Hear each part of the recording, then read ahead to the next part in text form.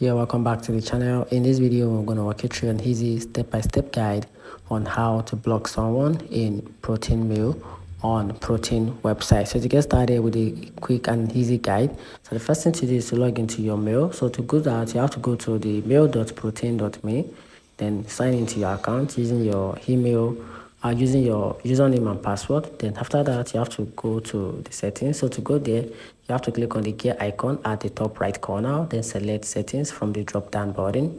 Then after that, in the sidebar, go to the filters under your mail settings. Then from there, you have to click add filters. Then after that, you have to give your filters a name like a blog, name/email. Then after that, you have to set the rules. So to set your rules, under the condition, choose sender, then select contains. Then enter the email address you want to block. Then after that, you have to set the action. So to set your action, under the action, choose move to spam or delete to block emails from that sender. Then after that, you have to save the filter. So to do this, click on create filters to apply block.